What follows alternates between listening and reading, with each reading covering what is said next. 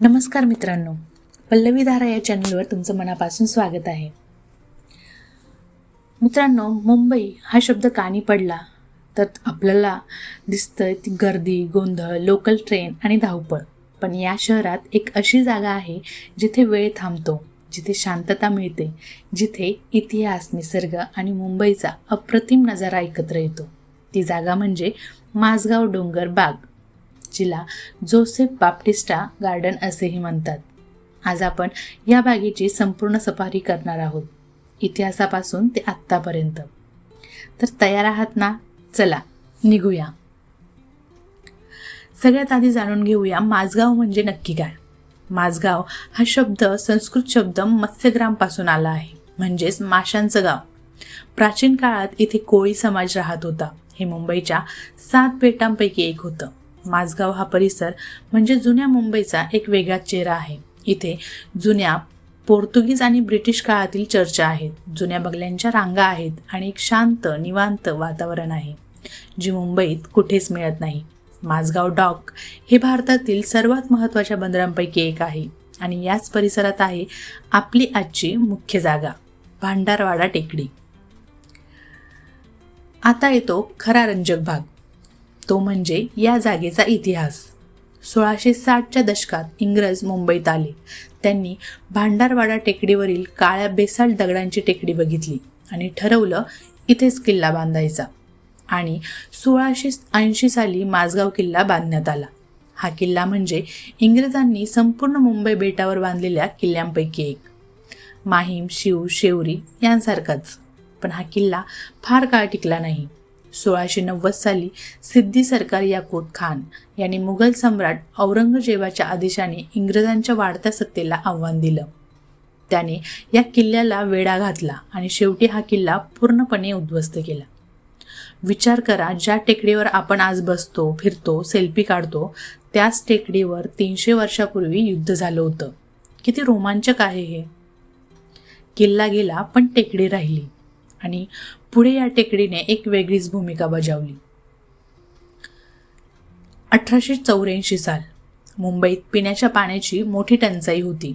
British महानगरपालिकेने शहराला पाणी पुरवण्यासाठी अनेक टेकड्यांवर भूमिगत जलकुंड बांधण्यात ठरवलं. भांडारवाडा टेकडी यासाठी अगदी योग्य होती. विहार तलावातून पाणी इथे आणण्यात आलं आणि एक मोठं भूमिगत जलाशय बांधण्यात आलं, जे आजही मुंबईच्या दक्षिण आणि मध्य भागाला पाणी पुरवतं. या जलाशयाच्या वर म्हणजे जमिनीच्या वर मुंबईचे तत्कालीन महापालिका आयुक्त जॉन हे ग्रांट यांनी 1880 ते 1884 या काळात एक सुंदर सार्वजनिक बाग बांधली. सुरुवातीला या बागेला ग्रांट गार्डन असे नाव होतं. म्हणजे आपण ज्या बागेत फिरतो त्याखाली आजही लाखो लिटर पाणी साठवलेलं आहे. हे ऐकूनच थरारक वाटतं ना? 1925 साली या जलाशयाची क्षमता वाढवण्यात आली. तब्बल 2 कोटी गॅलन पाणी साठवण्याची क्षमता. आश्चर्य आहे ना? स्वातंत्र्यानंतर 1947 साली या बागेचं नाव बदलण्यात आलं आणि ते ठेवण्यात आलं एका महान स्वातंत्र्य सेनानीच्या नावावर, जोसेफ बाप्टिस्टा, ज्यांना लोक प्रेमाने काका म्हणत. काका बाप्टिस्टा हे माझगावचेच रहिवासी होते. ते एक थोर वकील, राजकीय कार्यकर्ते आणि लोकमान्य बाळ गंगाधर टिळकांचे निकटवर्तीय सहकारी होते. मुंबईचे माजी महापौर म्हणूनही त्यांनी काम केलं. भारताच्या स्वातंत्र्य लढ्यात त्यांचं मोठं योगदान होतं. या महान माणसाचं स्मरण म्हणून त्यांच्याच माझगाव परिसरातील बागेला त्यांचं नाव देण्यात आलं. हे किती समर्पक आहे ना?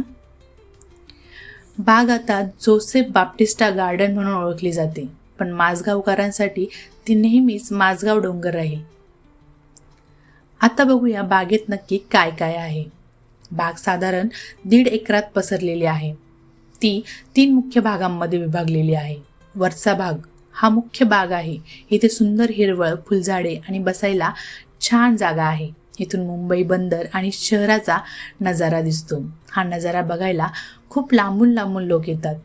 बागेत सायकस, ॲक्झोरा, मुसंडा, हिबिस्कस, चाफा यांसारखी अनेक वेगवेगळी फुलझाडे आहेत.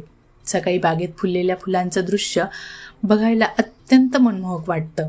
इथे मुलांसाठी एक छोटी म्हणजेच चक्रव्यूह बाग आहे. मुलांना हे खूप आवडतं. जॉगिंग ट्रॅक आहे, म्हणजे जे सकाळी व्यायामासाठी येतात त्यांच्यासाठीही इथे सोय आहे. विद्यार्थ्यांसाठी शांत अभ्यासाच्या जागा आहेत. अनेक तरुण मुलं इथे येऊन अभ्यास करतात, गर्दीपासून दूर शांत वातावरणात. ज्येष्ठ नागरिकांसाठी बसायला भरपूर जागा आहे आणि जोडप्यांसाठी तर हे एक आवडतं ठिकाण आहे. आता बघूया या बागेतील सर्वात खास गोष्ट, म्हणजेच जगाच्या 7 आश्चर्यांच्या प्रतिकृती. हो, इथे जगातील 7 आश्चर्यांचे छोटे मॉडेल्स उभारण्यात आले आहेत. एक म्हणजे ताजमहल आग्र्याचं, 2 म्हणजे एफेल टावर पॅरिस, 3रं म्हणजे स्टॅच्यू ऑफ लिबर्टी जे की न्यूयॉर्कमध्ये आहे, 4थं कोलोसियम जे रोममध्ये आहे, 5वं लिनिंग टॉवर ऑफ पिसा जे की इटलीमध्ये आहे, 6वं आश्चर्य म्हणजे चिचेन इत्जा जे की मेक्सिकोमध्ये आहे आणि 7वं आश्चर्य क्राइस्ट द रिडीमर जे की ब्राझीलमध्ये आहे. या सगळ्या जगप्रसिद्ध जागा एकाच बागेत. ज्यांना परदेशात जाणं शक्य नाही त्यांच्यासाठी किंवा लहान मुलांना या आश्चर्यांची ओळख करून द्यायची असेल तर हे ठिकाण अगदी परफेक्ट आहे. शाळेतून सहलीसाठी येणारी मुलं इथे आनंदाने खूप सारी फोटो काढतात आणि प्रत्येक आश्चर्याबद्दल माहितीही घेतात. बागेत आल्यावर सर्वात आधी लक्ष वेधतो तो मुंबई बंदराचा अप्रतिम नजारा. इथून दिसतात दूर समुद्रात नांगरलेली मोठी जहाजे, बंदरावरील उंच क्रेन्स, धुक्यातून झळकणारी दक्षिण मुंबईची इमारत. हे सगळं एक वेगळाच अनुभव देतं. सूर्यास्ताच्या वेळी इथून जो नजारा दिसतो तो शब्दात सांगणं कठीण आहे. केशरी, लाल, सोनेरी रंगांनी आकाश भरून जातं आणि त्याचं प्रतिबिंब समुद्रात पडतं. हे दृश्य बघण्यासाठी लोक संध्याकाळी आवर्जून येतात.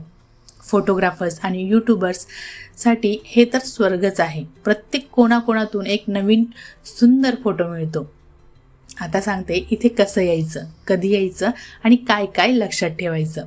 तर पत्ता लिहून घ्या. एकतानगर, माझगाव, मुंबई 4010.